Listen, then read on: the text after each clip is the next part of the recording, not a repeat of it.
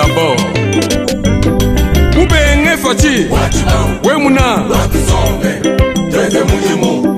Moubenge Fati, Wemuna, Kaka, Wetua, Toabouye,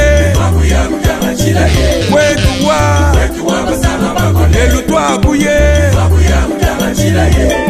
Bayoude du Congo, les Limbo Kuchila, Chilamoulé, Kumulo. Monsieur le directeur général, vous venez de faire l'inspection du chantier du projet Tchilé-Gélou. Vous avez vu comment vous évaluez évidemment ces projets qui sont financés par le président de la République en Mbuji-Mayi. Oui, je vais donner, je voulais préciser que c'est un projet qui s'est fait sur le financement PPP, partenariat public-privé.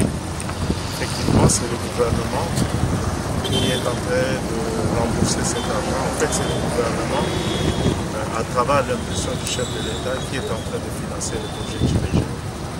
Nous venons effectivement de faire le tour du projet Tchilé-Gélou en Mbuji-Mayi.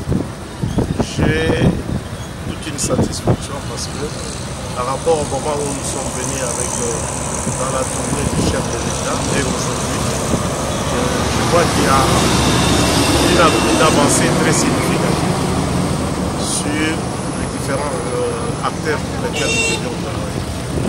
Nous avons 11 acteurs dans la ville de Mbuji-Mayi. Aujourd'hui, nous sommes pratiquement sur 9 acteurs où les travaux d'assainissement sont pratiquement terminés, mais aussi en termes de couches de fondation et des couches de base. Je prends l'avenue Lusambo, où on a déjà terminé complètement et les assainissements ainsi que la couche de base et la couche de fondation. Je prends l'avenue Cathédrale, là où nous nous trouvons, près de l'église Bonzola. Nous avons aussi terminé pratiquement à 90% les assainissements. Et nous sommes en couche de base et en couche de fondation. Il reste quelques assainissements à faire. Nous avons amorcé aussi l'avenue de la mort qui a été prise en compte comme une amorce. Il reste là aussi les travaux des assainissements qui doivent être faits. Donc c'est pour vous dire qu'on est suffisamment avancé. Si je me retrouve sur l'avenue de Mumba, on a terminé complètement les assainissements. Nous sommes en couche de base. On a terminé la couche de fondation et en couche de base. Si je vais sur Tchalamwana, j'ai au moins sur 200 à 300 mètres de couches de base qui sont déjà faites. Et en termes de fondation, nous sommes pratiquement à 800 mètres. Et il y a une ouverture qui est en train d'être faite. Donc nous ne sommes que très satisfaits. Et nous pouvons dire à ce qui concerne les projets Tchilé-Gélou, ce qui est important aujourd'hui et qui constitue un handicap pour nous, c'est l'approvisionnement en termes de ciment, en termes de barres de fer, en termes aussi de carburant. Comme vous le savez, l'espace Kassai, c'est un espace qui est enclavé. Aujourd'hui, dans la ville de Mbuji-Mayi, on est au 3e semaine où il n'y a pas de ciment dans la ville. C'est un problème. Je crois que vous avez suivi un opérateur économique.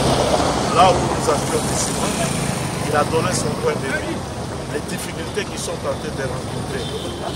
Qui fait qu'aujourd'hui, il n'y a pas de ciment dans la ville. Les ciments qu'on achetait à 23 $, aujourd'hui on est à 32 $.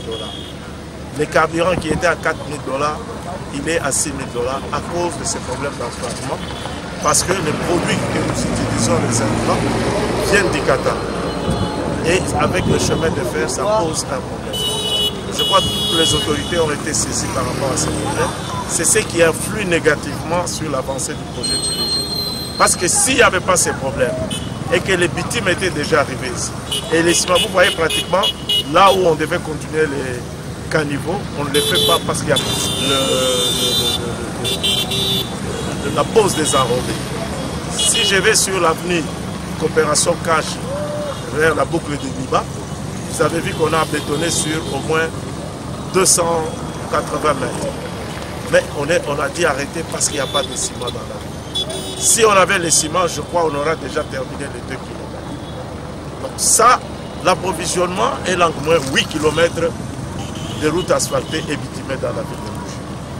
Il n'est pas encore trop tard, nous espérons qu'on va résoudre très rapidement le problème de l'approvisionnement. Mais nous avons profité aussi de l'occasion pour voir quelques érosions qui sont en activité dans cette ville. Comme vous le savez, l'OVD a pu absorber plus ou moins 8 érosions dans cette ville. Mais aujourd'hui, vous avez le collecteur Kalonji qui est cassé et qui a des implications aussi dans les quartiers. Et nous sommes allés visiter cette érosion. Nous avons donné des instructions précises à notre direction provinciale pour la prise en compte très rapidement des évaluations pour que nous puissions faire les plaidoiries afin de prendre ça en compte. Il en est de même sur l'avenue Tchalamouana où on est en train de travailler. De l'autre côté, nous avons une érosion. Et cette érosion, si elle avance, elle va rencontrer les travaux que nous sommes en train de faire. Et nous risquons de perdre ces travaux. C'est pourquoi nous avions estimé que nous allons prendre aussi, nous avons donné des instructions pour qu'on puisse voir dans quelle mesure on peut prendre en charge très rapidement cette érosion, de peur que si elle progresse, elle va toucher les travaux que nous sommes en train de faire. Mais c'est en même temps, si on traite cette érosion, on peut ouvrir l'avenue Tchalamouana jusque sur l'avenue Inga, jusque sur l'avenue Kassabou et Inga. Ce qui serait une très bonne chose, ça permettra à ceux qui y a des gens qui habitent de ces quartiers, de ces côtés-là, de passer par Tchalamouana pour rejoindre le centre. Donc voilà un peu le constat que nous avons fait par rapport à la tournée que nous avons fait ensemble avec vous sur la ville. Je crois que vous avez vu, même la population est très contente. C'est vrai, nous avons la poussière sur le plan environnemental, ce n'est pas bon. C'est comme ça que nous voulons à tout prix que nous sommes en train de pousser pour qu'on résout tous ces problèmes d'approvisionnement en termes de bitume, en termes de ciment, en termes de barres de fer et en termes de carburant. Parce que vous avez vu, le fait qu'il n'y a pas tous ces intrants dans la ville, ça a une implication sur la hausse des prix. Et ça risque aussi d'influer négativement sur les travaux parce que quand nous avons fait les devis, le carburant était peut-être à 2900. Aujourd'hui, on achète à 4000. Aujourd'hui, on est à 6500. Les ciments qui étaient à 23 000, il est à 23 $, on est à 32 $. Ça a un impact négatif sur le projet Chilégé. Et nous pensons que ces problèmes vont être résolus le plus tôt possible pour qu'on puisse avancer avec ce projet. Merci beaucoup, M. le DG. Merci.